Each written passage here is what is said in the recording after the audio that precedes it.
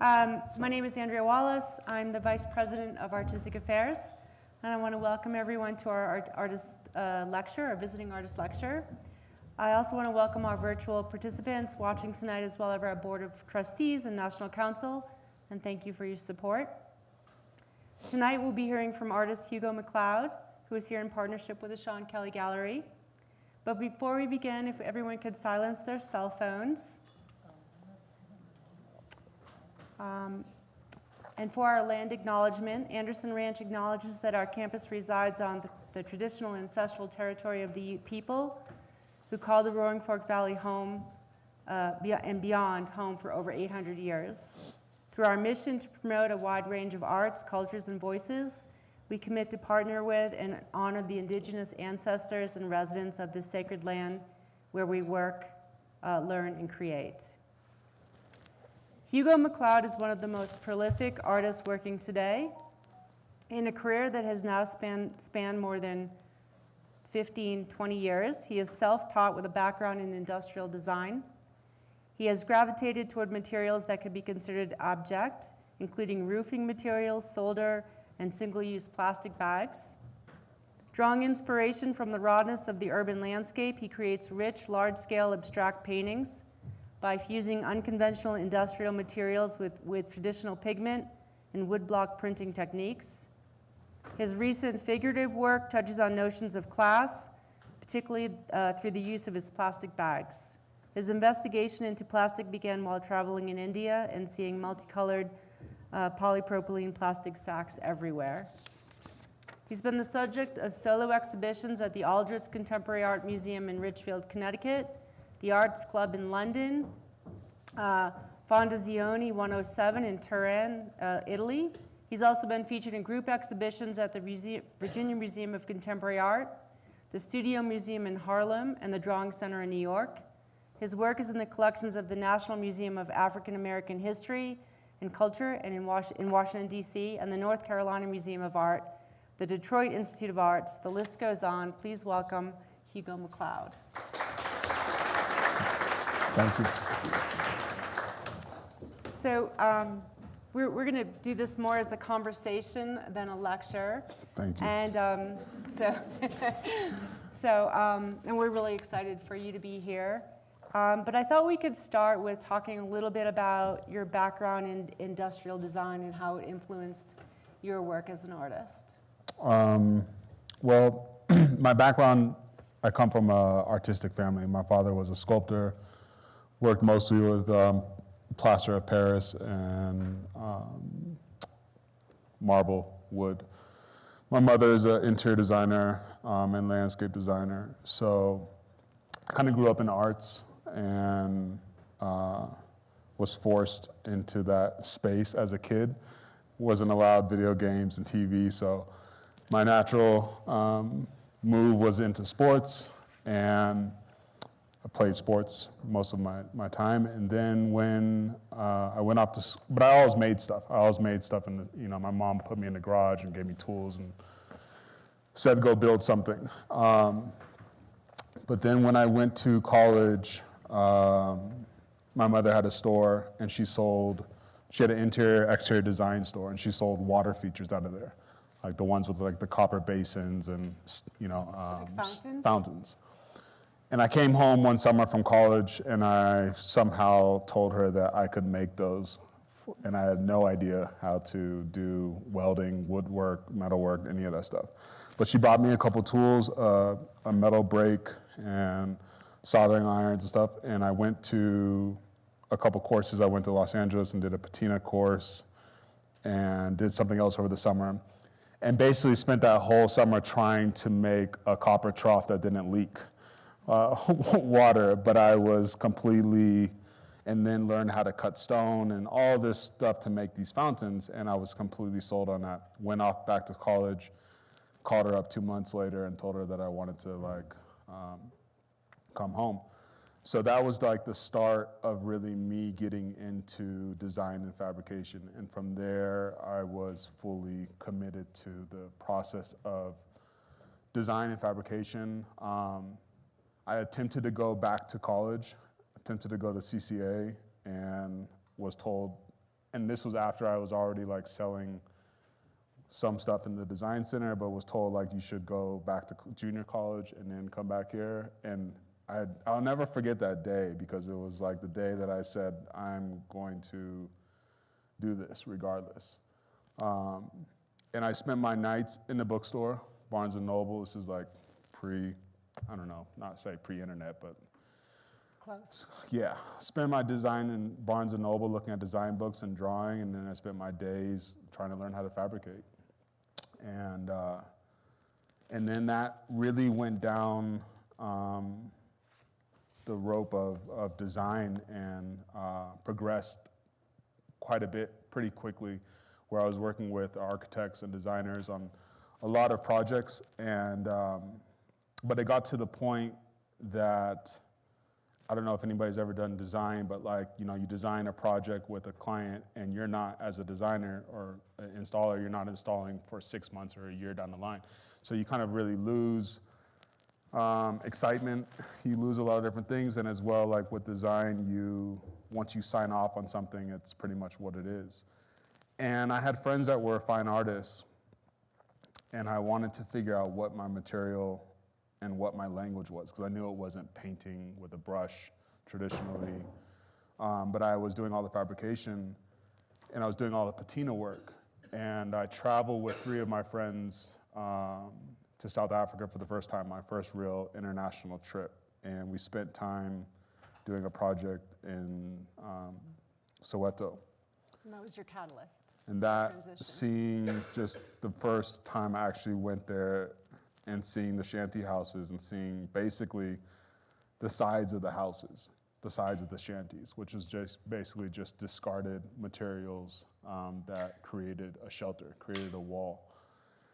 And by seeing that, like, my mind was automatically able to take that wall and put it within a refined space, like a gallery type of space, seeing the textures, the nature of the materials.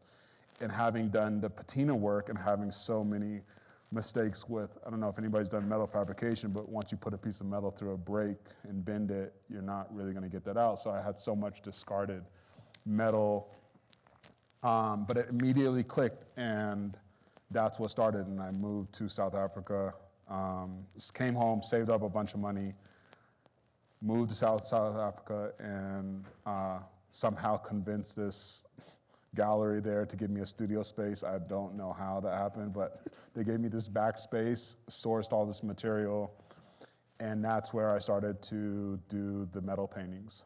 And that was the beginning of basically my art journey. And that was like 2006, and then came back home because I ran out of money, and obviously I wasn't selling any art or anything like that, but came back home. And it took me about 3 or 4 years, and I decided to move to New York. So I moved to New York in 2009 to pursue art full-time. I was still doing design because it paid my bills, and luckily I had that, which was really fortunate to do small projects. But my mission was to figure out how to make my way to the art world. Maybe you can talk a little bit about your relationship to process and to materials, because you said that you went to South Africa, and that was kind of your transition, the catalyst for seeing these houses and how they were, colors and how they were built, and moving into painting. But maybe you can talk a little bit more about your relationship to materials, because you've worked with tar, you've done metal, you've done carving, you've done stamps, you're working in plastic now. Can you talk a little bit about that? Yeah, I think it's twofold. There's the interests of the manipulation of materials, and how you can use unconventional materials that you would say for art, but are common to, what I'm interested in is materials that are common to our everyday use. Also materials that are used globally from everyday use. How that then can be used in some type of way to create some type of story or language, and I think being on the construction site so much, especially early on, like say you're on an early on house or residential or commercial building site, there's rooms that are just filled with piles of rolls of tar paper, or rooms filled with all these different random materials. So I think that the idea of using things that are part of everyday life, also using things that are common to people that aren't necessarily interested or abreast of, like, you know, modern art or the way art is actually used, it kind of connects, to me, a lot of times connects those dots. So my eye is usually drawn to these things, as well as I think because I understand the idea of building and constructing. Most of my works is, I kind of look at it in that manner, that like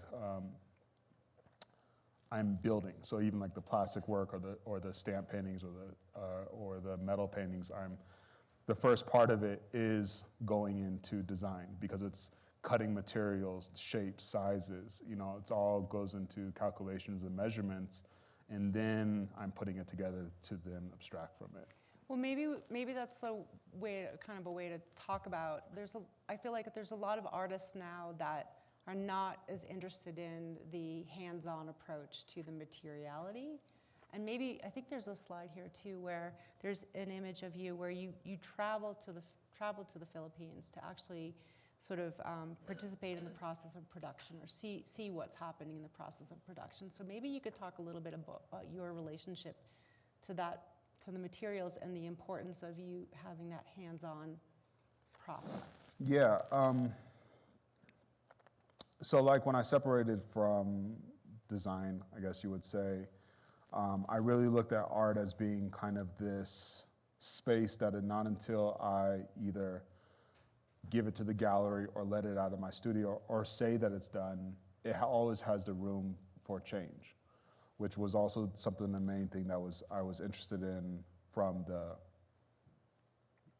difference between design and art, is that ability to change. So, you know, the first body of work that kind of took off with me was the stamp paintings. And that started with me taking the wood blocks, learning how to carve the patterns in them, and I created this whole, basically, process. And those patterns came from images? So the patterns initially, that's the first time I traveled to India was in 2013, which is also the same time that I came across the plastic.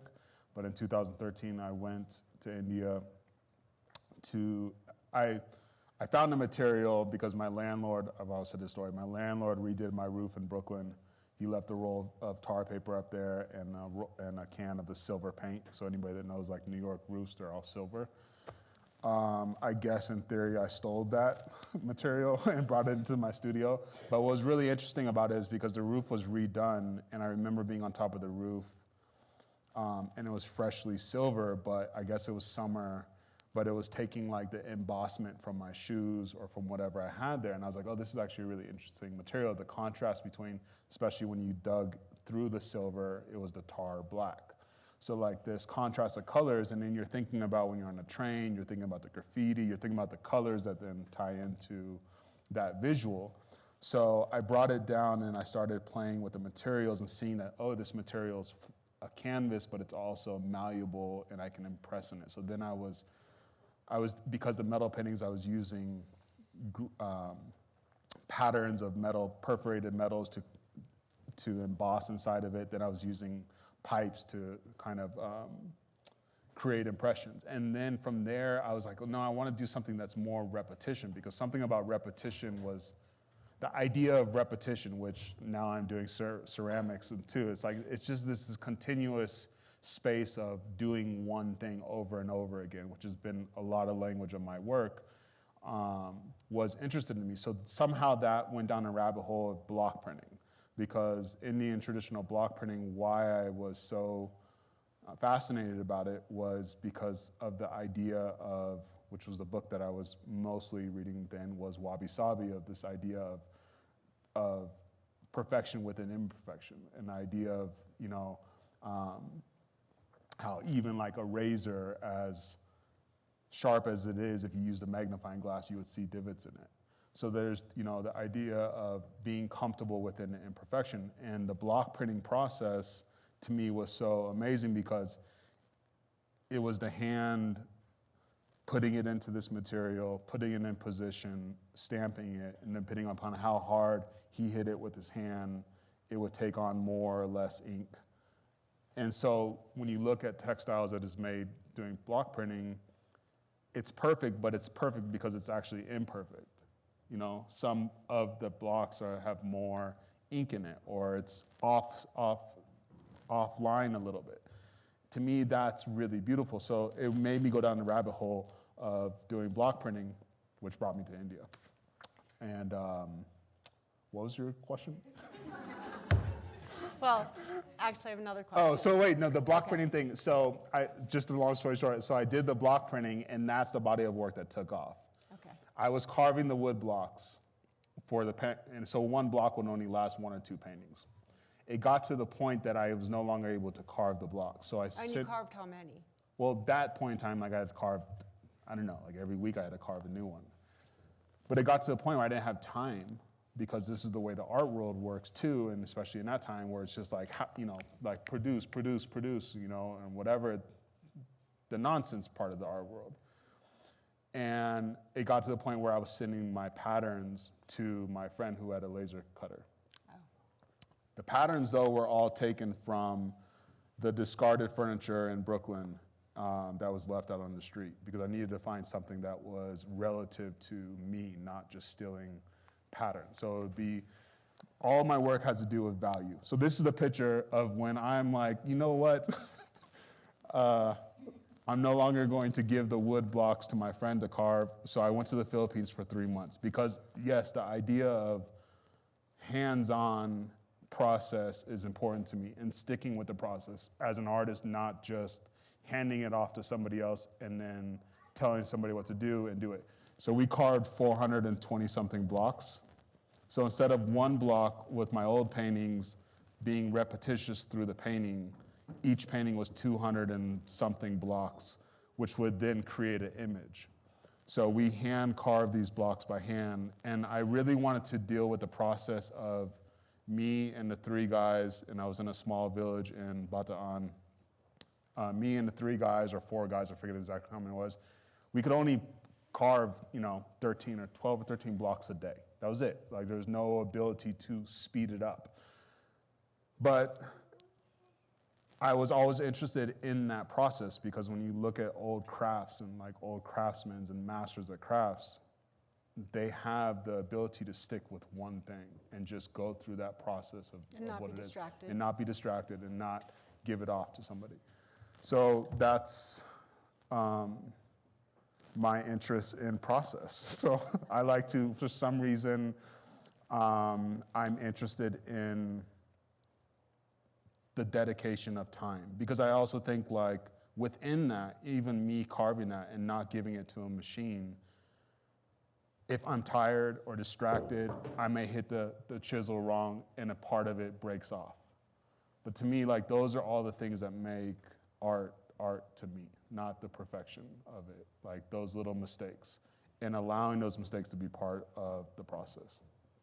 So then maybe we can move to some of your more recent work with the plastic. That I think you said that that's the first time you've had to sort of rely on other people because of the intensity of the labor to make that work, and the potential for, if something isn't put down right, you've got to start over. Maybe you could talk a little bit about that. So this image right here is I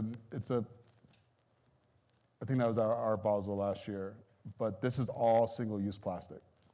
That's all single-use plastic. There's no paint, no glue.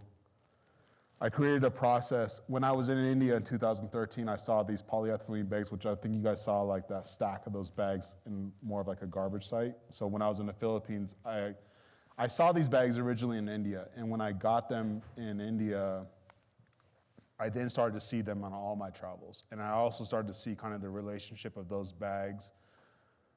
As an artist, it's a really interesting space to be in, because you're able to have a little bit more of an interesting communication with a lot of different sides of the world, of people. And since my work deals with, you know, a lot of times different economical classes and social classes of people, environments, I'm able, and then I'm usually hosted by a complete opposite in these places. I'm able to kind of really see also kind of the communication about these things that I'm interested in.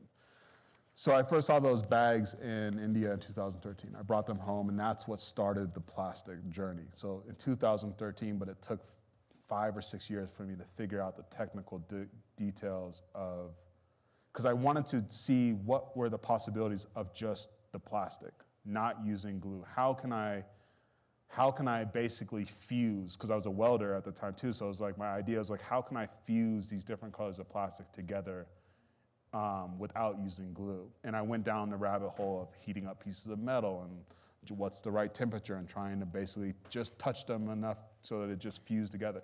None of that went down, none of that worked until somehow I remember my mom ironing patches on my clothes with the iron and the wax paper and all of that. Made me go into YouTube, watching arts and crafts sites, and then I was like, oh, let me try an iron and wax paper. So I tried iron and wax paper, and just at the right temperature, you're able to basically fuse plastic together. So once that, I saw that that worked, and it then took several more years to figure out how to make it stable. Long story is that once it did happen, the plastic has been a continuous progression because obviously we're all knowledgeable of how much plastic there is out there, colors, varieties. And what really interested me in the material was, as a traveler, I'm able to collect plastic all over the world.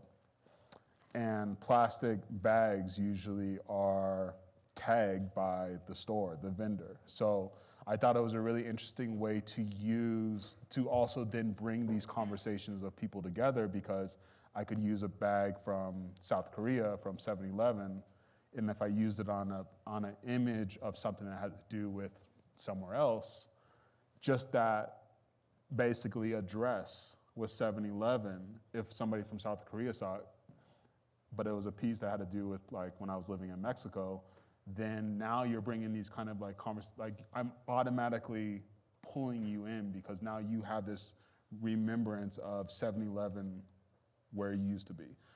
Like there was a lady, there was a piece in at another fair, and there was a lady, and there was a grocery store called Chedraui, which is in Mexico. It's like Walmart.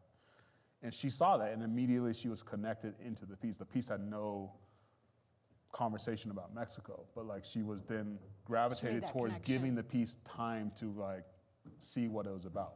So all this is like single-use plastic. So it's a body of work that has continually progressed and has progressed fast, in the sense of, if you look at the old work of how rough and rugged it is to now, the problem with this body of work is that there's no forgiveness on it. It's a very like exact, like you have, once the piece of plastic is melted down, there's no pulling it off. There's no covering it up because of the nature of the material being so kind of translucent. You can't cover it up really either. So you have to be very on point and conscious to what you're doing. And it's just very, very tedious and time consuming. So yeah, this is the first body of work that I've had like assistance on the making. And it's also kind of a body of work that is similar to, I don't want to say it is, but it's similar to like the idea of paint by numbers, you know, because like all these images I take on my trips, I then format it on Photoshop, I project it onto the panels or canvases, I trace what I want. Like this obviously there's the actual image of the piece of this picture that I took. I discarded all of that. So I basically really kind of narrate how I want this piece to come off, colors, all that, and then we all work on it. But it's also, as I do have assistance on it, it's also a body of work that I have to give 100% focus to. Because if I see one thing that changes that I don't like, I only have before they put it down to change it. So. I'm going to switch gears a little bit and maybe talk a little bit about some of the content. Mm-hmm. Like your images speak to labor, they speak to the human experience, but there's a sense of like vulnerability I think, in the work. And I wonder if you could talk a little bit about that. So the figuration started because all of my work, especially even this is my amazing ceramic. Anyways, we'll get into that. But We'll get to that at the end. all of my work has to do, when I first went to South Africa, like I was saying, I was taken back by these, the shanties. Because we were doing a project, my friends were architects, I was a designer, so we were basically trying to redesign. So even in these shanty towns, they even had contractors to build the shanties, which you normally wouldn't think, you wouldn't think that. But it's like, so we had conversations with those contractors, seeing how much money they spent on them. So then we basically went into trying to figure out how to redesign with that same budget, with the same materials, how to redesign it. How do you create some type of insulation with torn materials or fabrics or paper? Like all these different things, as architects thinking about building, we're able to go there with that understanding and do that. But I guess my interest in all of these type of subjects and all these different places I travel to is the idea of value and the idea of socioeconomics and the way that we look at all these different situations and things going on around the world, and the have and the have-nots, you know? And as an artist, it's like, that's, I guess, something that I'm drawn to. So like, I was creating all of those conversations. I did this whole series on all the favelas and slums around the world, both in India, there's a huge one in China called Kolong, in South America, and I would take all these mappings in all the places that I traveled to and take all these mappings and I would create these abstractions, right? And especially with the stamp paintings, it was like, there was a demand for the stamp paintings, but there wasn't a demand in the conversation of what I was talking about. Because I always try to, as an artist, use attraction and beauty, because I'm interested in that as well. I'm interested in the beautiful things of things. So it's like, I'm also then trying to pull from these subjects, what is the beautiful aspect of this situation? So I started to implement the figure because I looked at it like this idea of the Bird and Man series. That's what it was called, is the Bird and Man series. And it was almost like, I started it in Mexico when I was living in Mexico, but it was all the fruit vendors. So the very first figuration that I've been in was this banana delivery guy that had this huge truck of bananas, and he had this huge, he would take off the stalks of bananas and it would be on his back. So I wasn't interested in portraying the person's face. That's why most of the figures, it's of their back or their side or they're bent down. But it was like this idea of the beauty in the individual being hunched over or pulling a cart or pushing a bicycle or something like that. You know, like a lot of the images. More universal, kind of? From a universal. You know, like in different parts of Africa, like you have the banana delivery people that are loading a bicycle that's normally used for cycling, filled overloaded with bananas. And it was like using these images of these things that are completely overloaded. What I personally found amazing about it is the willingness of humankind, humans, the willingness of what they're willing to do to survive in all regards, you know, in these kind of, and finding the beauty in that. So like I was interested in kind of documenting that, and that's how the figuration started to go into my work. Like this is a place called Dhobi Ghat, which is in Mumbai. This is one of the largest open-air laundry. There's like 10,000 of these concrete units. And so when you first visually see that, or if you're in Mumbai and you see these type of places, your automatic thinking would, at least I would think that, your automatic thinking is that they're washing clothes or something like that for, who knows, nobody really. But the reality is that they're washing stuff for the hotels, for Soho House. They're pre-washing all the stuff for the garment people. They're washing stuff for the hospitals. So it's like, it's almost like this idea of perception of what you perceive off bat and then the reality of it.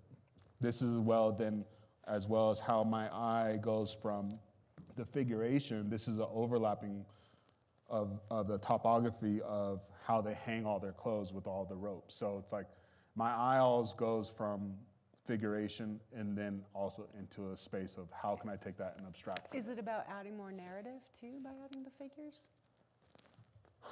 I think it just kind of makes it real. Like this is the piece that I did as a commission for somebody, and I went back to India, and this is the beach, this is the piece here. And this is like, again, as I said, this is very, very expensive real estate. When I went there in 2013, this whole beach was completely covered in trash. So my work definitely still deals with like, not just social and political or those, but also environmental stuff. So this beach was completely filled with trash. These workers, I noticed that they were there every morning picking up trash, but then they had basically shanties at the end of the beach that they lived in. Yet this was the most like prominent and valuable land. And there was just something weird about it for me. faceless, And so right? that's then why when I did this piece, I rendered all of their clothes and I made all their clothes and the things that they're making, but they don't have any skin. There's no face, there's no heads. Because it's almost just like, first of all, why is the beach every day filled with the same amount of trash? Because the beach is heavily populated by people and locals playing cricket, playing and thing, but it's like continually filled with trash, which again, we can argue about it all day long, but you know, it's a place that's also known for classism. So it's like, when you know about these things, there's this, I'm gonna throw it on the ground because there's somebody else who's going to pick it up.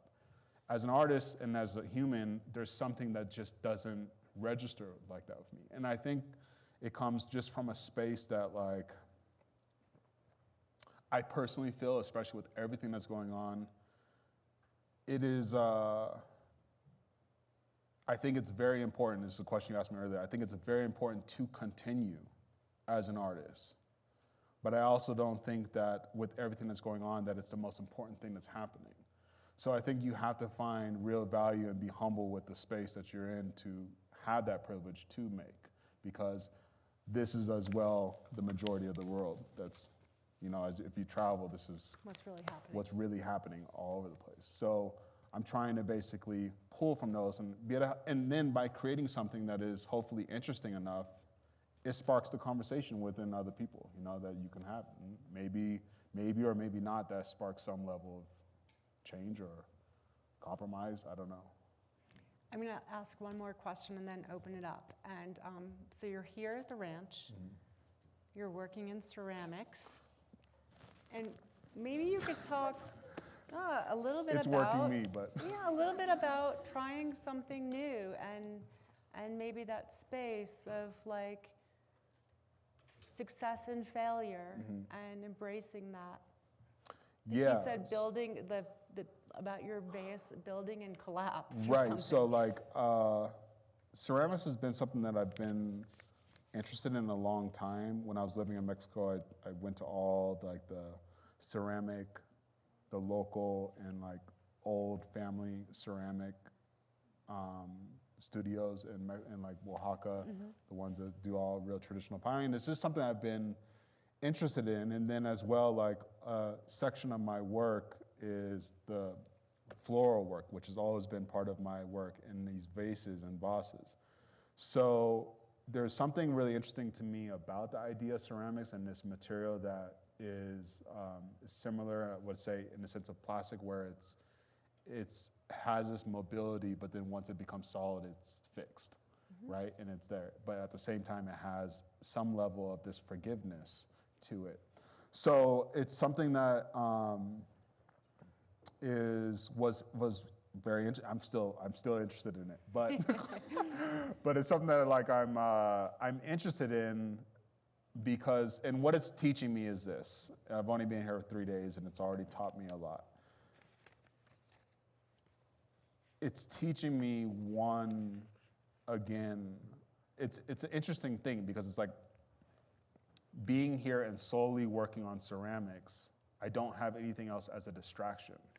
So I have to really deal with myself and the frustration of I don't want to say failure, but of the learning curve of learning a new material. It's also teaching me I'm 45, but like it's also teaching me that it's very important to put yourself in a very uncomfortable new position continually.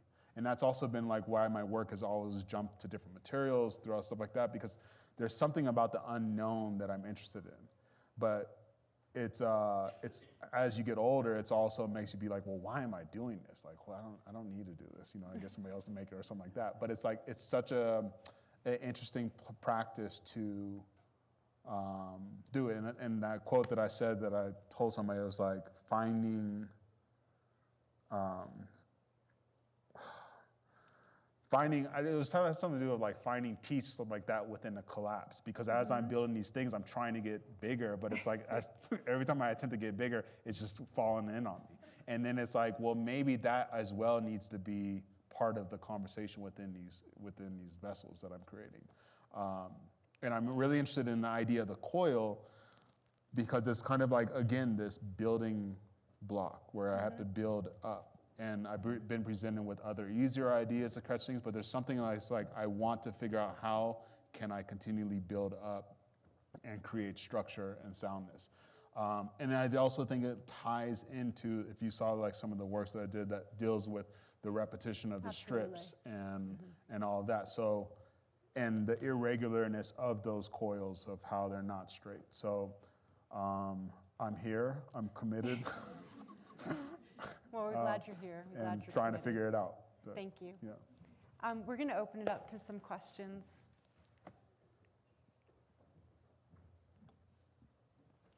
Hi, Hugo. Thank you so much. This has been really wonderful to see your work. It's gorgeous. I have a question about how, and this is sort of piggybacks on what you were just talking about, but how this 2D work and how you are focused on labor and building. And you actually mentioned favelas, and I was imagining like the stacking of architecture. And could you talk a little more, just continue what you were saying about how the coil, because as I came into your studio today and I saw you working on that, I felt that there was a real connection to this work, at least conceptually. And maybe you could speak a little bit about how that labor and that building, I mean, Looks better than there's that, a by the piece. way. I'm really interested in that. I was really moved by this. So could you please say a little more about that? Can you just repeat just the general question again? Yeah, how the like stacking of coils and the labor that goes into making ceramics, maybe how that relates a little bit to the need for cutting these shapes and fusing them together. Is there a connection? And how does your love of the materiality and the labor kind of connect? Well, I would say all the work that I do deals with this process of start to finish, where it's never like I'm buying a material and I'm just adding something on it.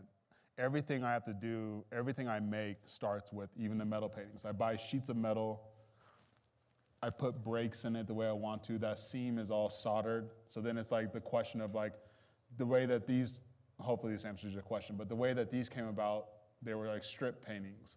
And the way that they came about was I originally used solder as a way to join the metal, right?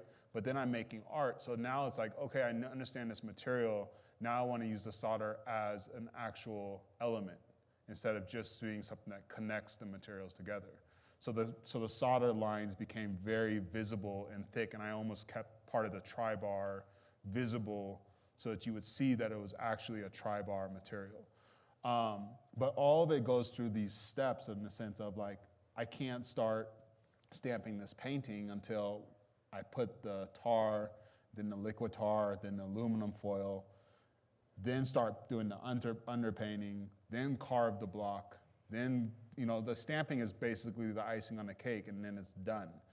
So to me, there's something just even in the coil aspect of it's like, I have to go through the steps each time. Like I guess there's machines that can do the coils, but it's like there's something as well about hand rolling it each one is going to be a little bit different, right? So, and depending upon how focused I am, that's how it is. And each time I wrap it around, I'm getting my fingers correct, but each time I wrap it around the base, each one of those is gonna be different. So I think that there's just something really important about the process, much more than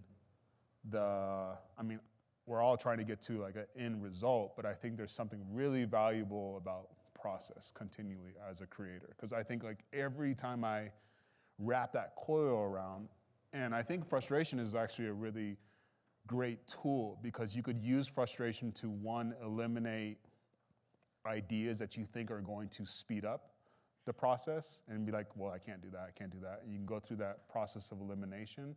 Or it can also bring ideas of new ways of doing it, you know, your way of doing it. So I hope that answered your question.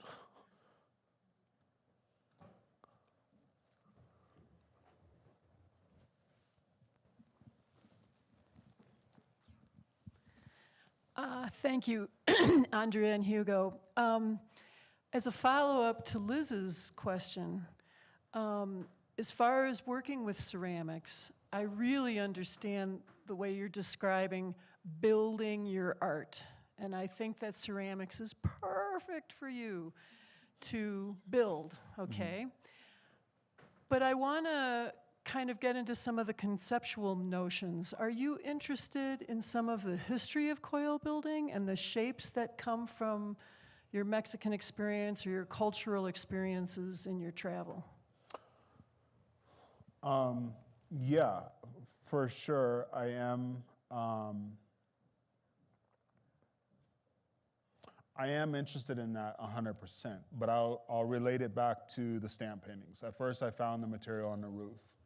I then brought the material down. I started to see the possibilities of material. Then I came across the idea of doing block printing. So my first stamp paintings were made with actual Indian block print, like blocks that were from India, right? I had no relationship to the patterns, but it was more so to understand, do I like this? Do I understand what I'm doing, the process and the steps in it? So doing the ceramics, this is my first time, like I've thought about it. I've gone to different studios, I've seen it, I've looked up, I follow ceramicists. I've never put my hands on the material.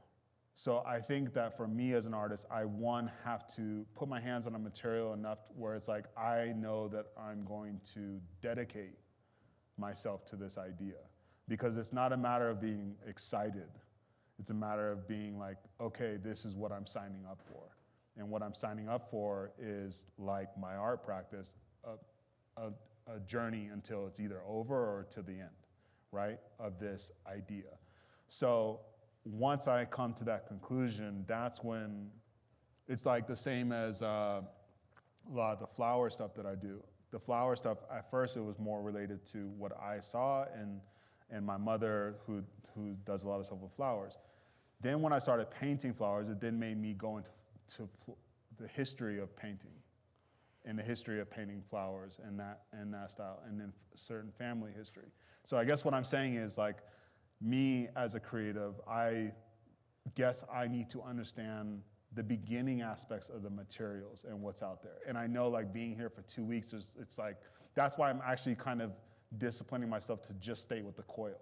Because it's like, I'm already frustrated with the coil, and I'm like, oh, well, teach me how to do the wheel, and then teach me how to do this, or like, and it's like, no, I should just stick with this because of that, you know, like, so I think when I come to that acceptance, I think that's when I start to really kind of dive in deeper to find what my nook is, and then from there, the history of that, and then over time, be able to have the understanding of it. But I do think it's very valuable to know. I think it's, not to keep rambling, but I think it's very valuable to know and very valuable not to know as a creative. You know, and that's one of the things that I was really, afterwards, happy about not getting accepted to CCA. Because it forced me to go my direction. And I think that's something that is a very valuable thing for artists to do, is to follow and see through, like, their ideas. Hi. You've talked a lot about process, and you mentioned early on that when you had a piece in your studio that you were working on it until it went into a gallery or someplace else. How do you feel when something is over? When does that process end? Well, until it leaves, or until I say it's done. That's a hard one. You know, I've never been good at starting a piece and coming back to it within a long period of time, and I've focused in on something else. I don't work well that way, because my mind is, yes, focused on whatever I'm working at the moment, but it's already like, and it's a problem, but it's already like moving ahead of what I'm trying to focus on. Like, from this, I'm trying to go to this. So to try to come back to something, it doesn't really work for me. But I think, like, I work on things until I guess I feel like it is done, and I've given it all the energy that I can give to that. And some stuff just doesn't work out, you know?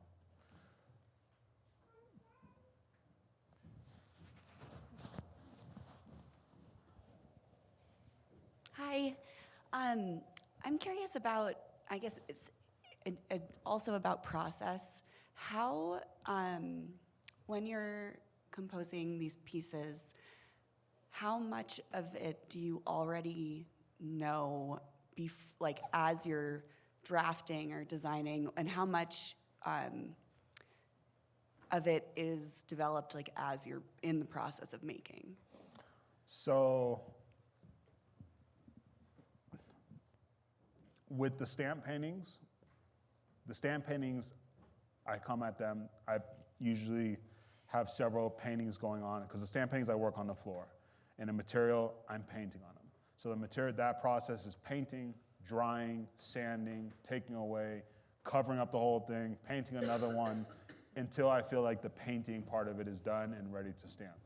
The plastic work, it fully forces me, because there's no forgiveness in it.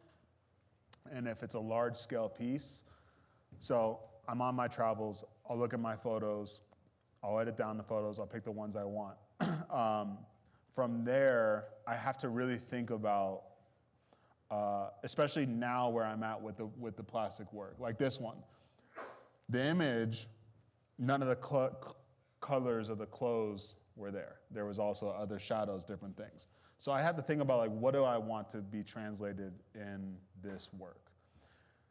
And I guess I've gotten to a point where, like, I can build in my head. Like, this is a stamp painting. So this one could have been a completely different color before I went into the stamping process of it. But the plastic works, I fully try to understand the direction that I'm going at with it. So really, and the challenge for right now, like this one, this was in India too, in the flower market. But obviously none of those crates weren't all yellow and oranges. But I'm trying to as well, which is a difficult thing, is trying to, when I first started the plastic work, I was looking at the image and trying to exactly replicate the image, because I was still in the process learning mode of the material. Now, like this one, there was so much more information in the piece than I did. This was a triptych. But I basically was like, you know what? I don't want there to be any focus on the background. I don't want there to be any focus of the streets and the busyness of the chaos. I just want to create an architectural aspect of the space that he's in, and then the only focus is on him. Like him, the boxes, and the clothes, and the shoes, and the shadow. So, like, obviously that's the image.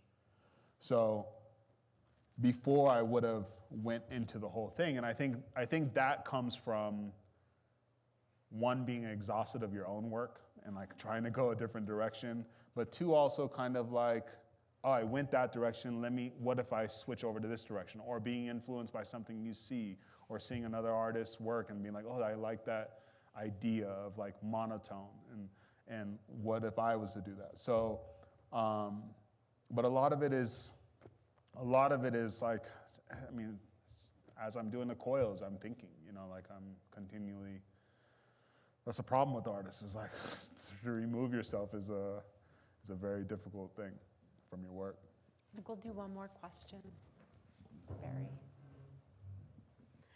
Hi. So I have a question about how you're thinking about the surfaces of your ceramic work, because surfaces are so important to your paintings, and the surface of clay can be the surface in and of itself. And we talked a little bit this week about possibly drawing on it, but then, you know, how do you make it your own? And then I'm also curious about now living in LA, and your studio's downtown, and how has Los Angeles shaped or future shaping? Downtown is a very interesting visual place, and I'm wondering how that will shape you in the next 10, 15 years. Yeah, well, the first question,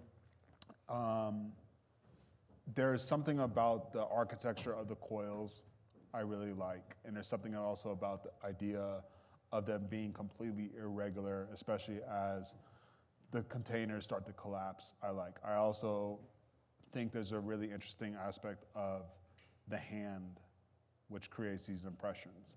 So I think the more I get comfortable, the more control I'll have over creating a language with all those different elements, both my fingers, the way that I put the coils on, the overlaps, and then as well, what parts I blend in, what parts I don't. Those are all the thoughts that go through my head in the sense of the coil. I think that if I was to approach, because I do think about the idea of painting on them afterwards, but I also then am like, well, still, okay, if I paint on them, yes, they'll be my own paintings, but how can I also create a visual language texture-wise, the same way like I use the tar paintings or that I use the plastic, that you may see a painting that looks similar, but you know because of the way that the coils are done or something like that, that's Hugo's or whatever. So I think about these things in a sense of steps and layers, but then it's like my thought goes into digging back into the material. Like, how can I dig into the material? What are the possibilities when it dries? What are not the possibilities? So, yeah, it's something I fully respect, and I'm not gonna say humble, but like I guess is the best word to use. But I'm humbled off of the dedication that it takes to fully understand how to deal with this material.